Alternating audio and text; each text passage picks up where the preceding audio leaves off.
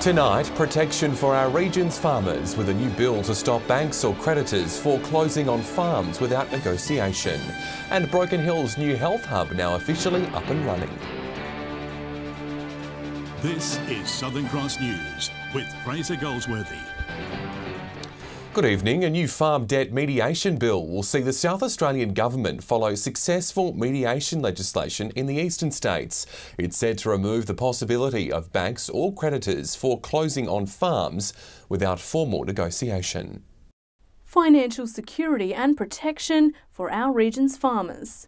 Nobody wants to see farm businesses get to a point where banks are looking to foreclose, but if in an unfortunate situation they do, this legislation requires everybody to sit at the table and negotiate an outcome.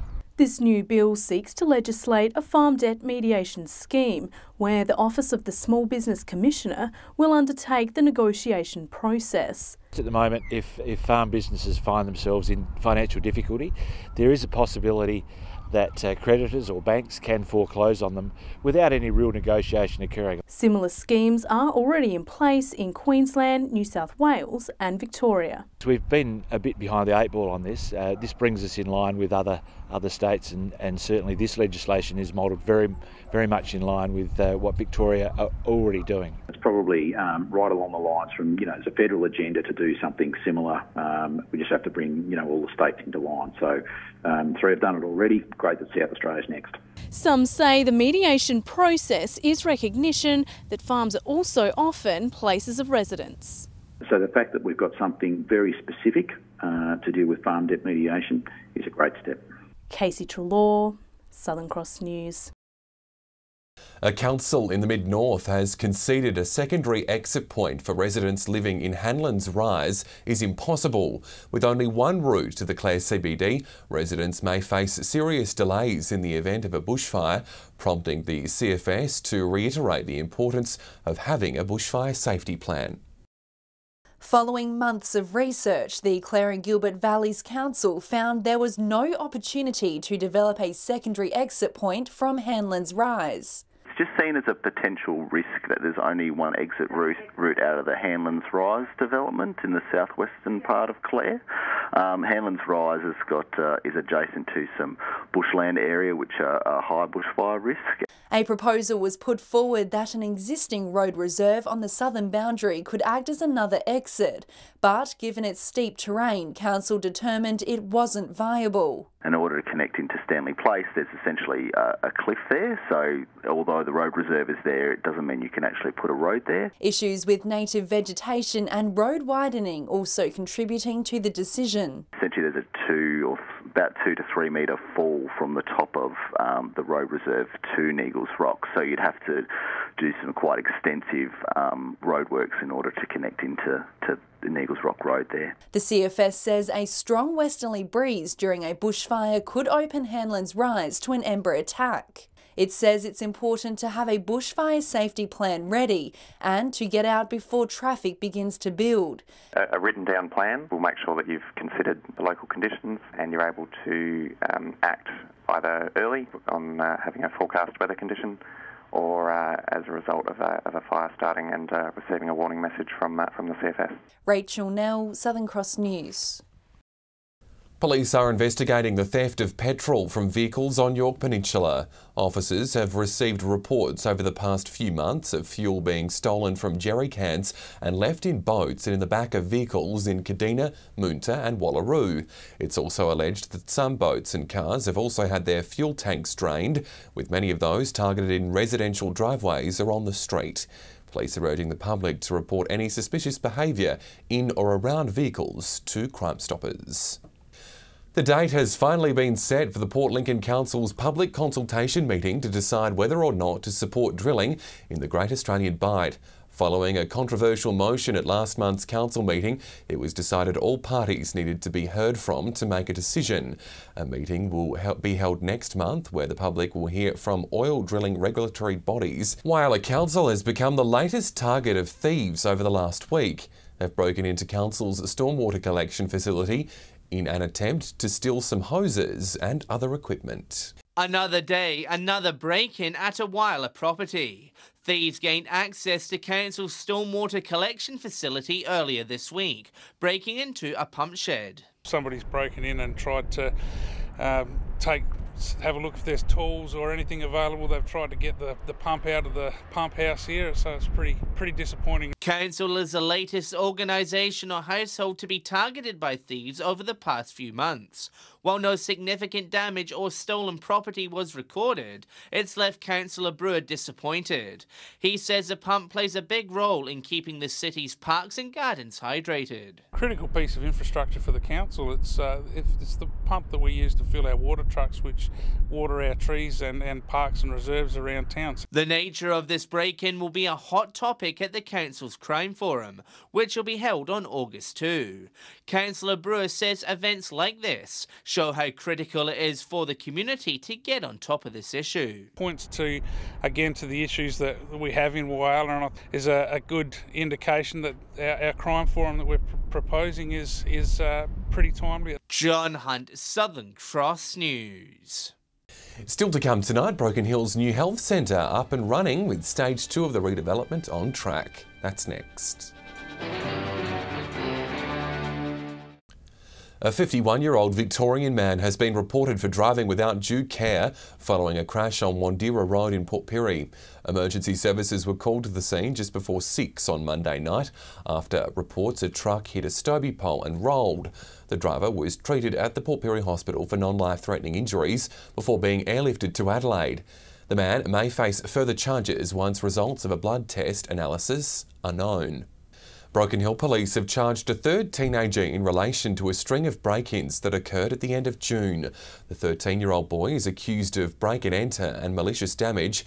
It's alleged the teen was involved in the break-in at Jubilee Oval, where fires were started and the canteen and matchday office was vandalised. Broken Hill's new community health centre is now officially up and running. The facility opened its doors for regular opening hours this week, with the transition going seamlessly.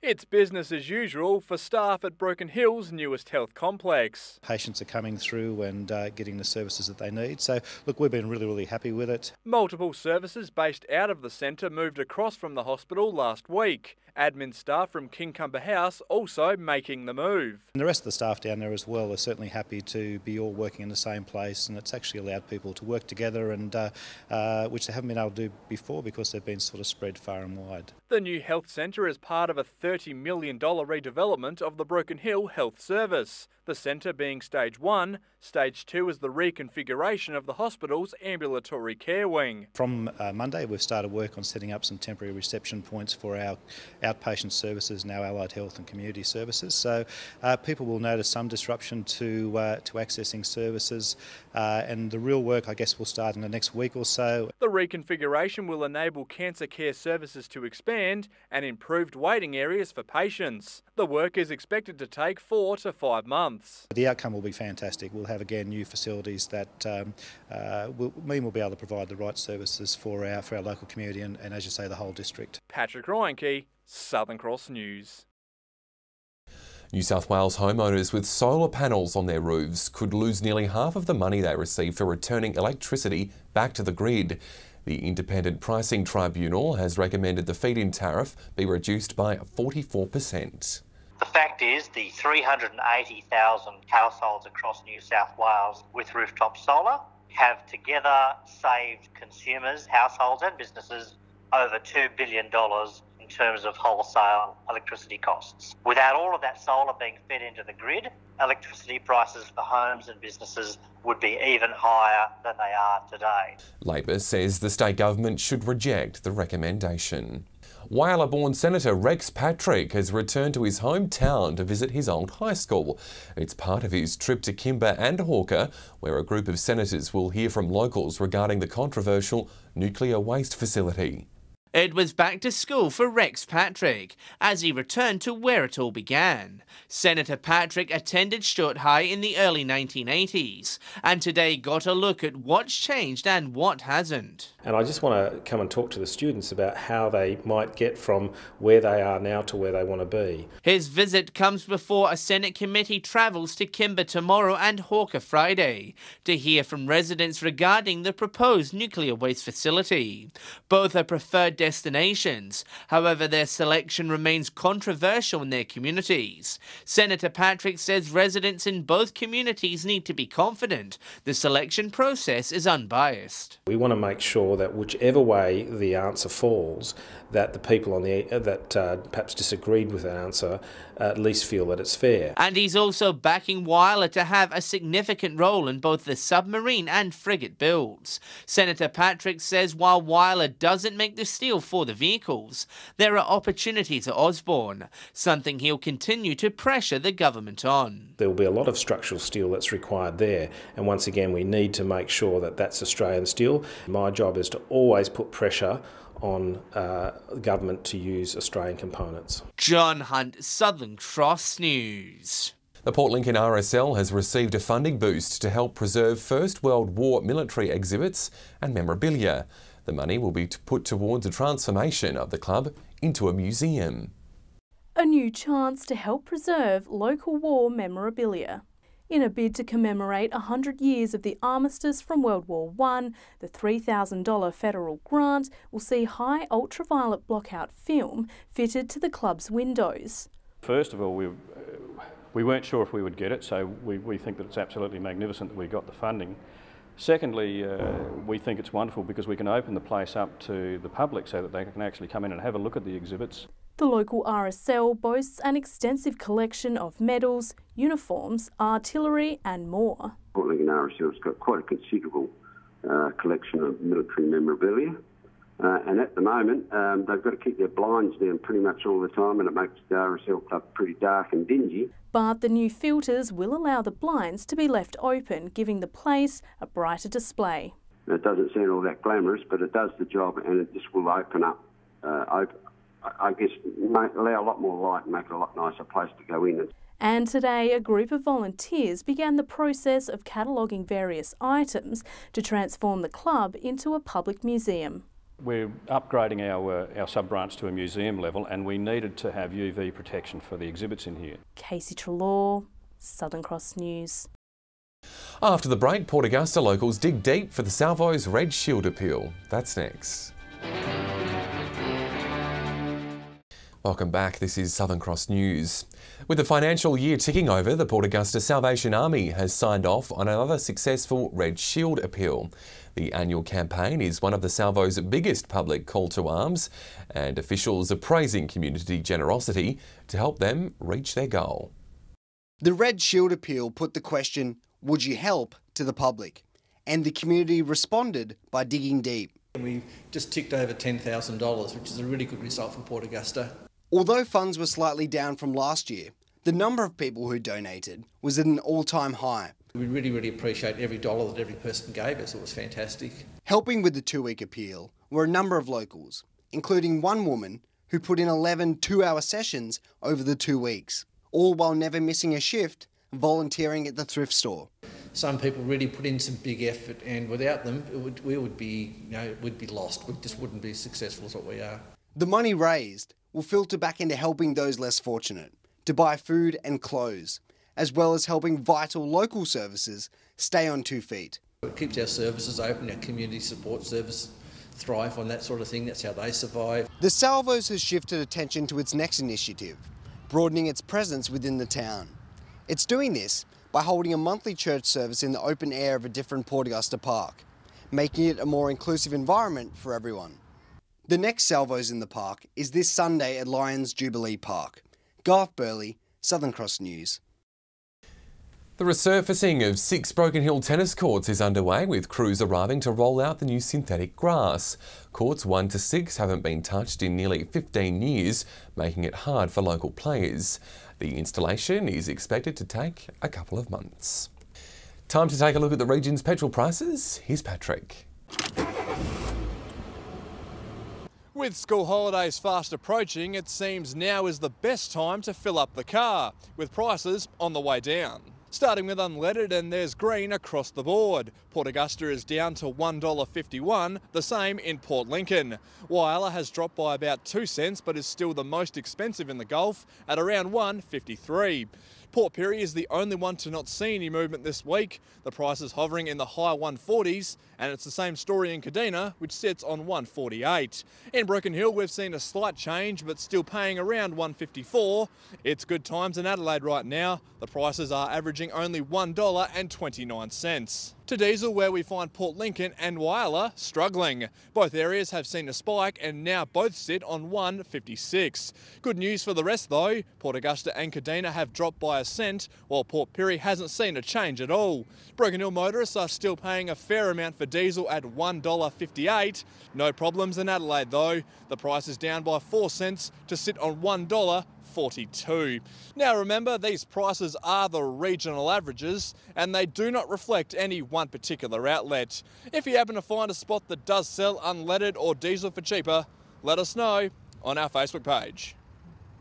Stay with us after the break. Amy will be along with all the local weather details, and it was a very mild winter's day around the Gulf, Amy. It definitely was, Fraser, with temperatures reaching into the 20s, and it gave us a chance to warm up. I'll have all the details next. Welcome back. As mentioned before, it was a warm winter's day. However, some parts did see that wet change. Port Augusta reaching a high of 23, 20 in Whyalla and 21 in Port Pirie. Showers and 19 today in Port Lincoln. On the satellite, and despite cloud building in the south, it's staying dry. A high pressure system is continuing to keep skies clear over the north. If you're out on the waters tomorrow, northwesterly winds will increase up to 30 knots, with seas reaching 2.5 metres.